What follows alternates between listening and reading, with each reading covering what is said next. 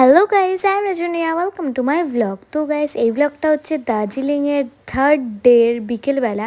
আমি জানি এই ব্লগটা পোস্ট করতে করতে অনেকটাই দেরি হয়ে গেল, বাট কি করা যাবে, ব্লগটা তো পোস্ট করতেই হবে না, তাই আজকেই পোস্ট করে দিলাম।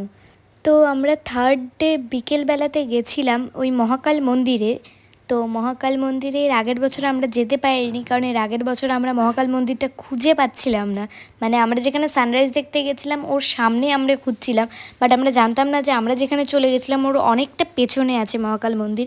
তো ফাইনালি আজকে আমরা মহাকাল মন্দির খুঁজে পেয়েছি। তো এখানে আমরা এখন ঢুকে গেলাম। আর মহাকাল মন্দিরটা অনেকটা উঁচুতে অবস্থিত, তাই এখানে অনেকটা আমাদেরকে হাঁটতে হয়েছিল। আর এই সুন্দর সুন্দর ওয়াল পেন্টিং করা ছিল এই ওয়ালগুলোতে। আর এই সুন্দর দেখতে পেন্টিংগুলোকে আমরা দেখতে দেখতে ওপর দিকে উঠছিলাম। আর একটু ওপরে উঠতেই আমরা দেখতে পাই শ্রীরামজির মন্দির, আর ওর পাশেই ছিল একটা হনুমানজিরও মন্দির। আর এই দুটো মন্দিরে আমরা প্রণাম করে আবার আমরা সামনের দিকে যেতে থাকি। আর সামনেই আছে মহাকাল মন্দির। তারপরে আবার 10 মিনিট হাঁটা হয়ে যাওয়ার পরে আমরা চলে আসি মহাকাল মন্দিরে। আর এটা হচ্ছে মহাকাল মন্দির, এখানে খুবই সুন্দর করে সাজানো আছে। আর জাস্ট তোমরা দেখো এখানকার ভিউটা জাস্ট দারুণ লাগছে। আর সামনেই আছে এখানে নন্দী মহারাজ। আর ঠাকুর দর্শন করা হয়ে যাওয়ার পরে তো আমরা মন্দির থেকে চলে আসি। আর জাস্ট তোমরা দেখো এখানে কি পরিমাণে কুয়াশা পড়েছে, যার কারণে পুরো ক্যামেরাটাই ব্লার হয়ে গেছে।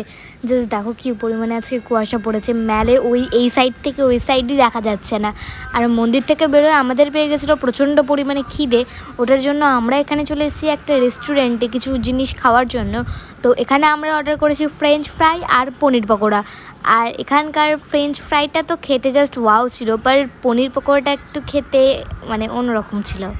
আর তারপরে এই রেস্টুরেন্টটা থেকে অনেক কিছু খাওয়া হয়ে যাওয়ার পরে আমরা ওখান থেকে চলে আসি। আর তারপরে আমরা একটা জায়গাতে এসে বসেছিলাম, কারণ এই ম্যালের সুন্দর দৃশ্যটা দেখতে খুবই সুন্দর লাগছিল। আর অনেকক্ষণ বসে থাকার পরে আমরা মহাকাল রেস্টুরেন্ট থেকে আমাদের ডিনারটা প্যাক করে নিয়ে হোমস্টেতে চলে যাই। Bye bye.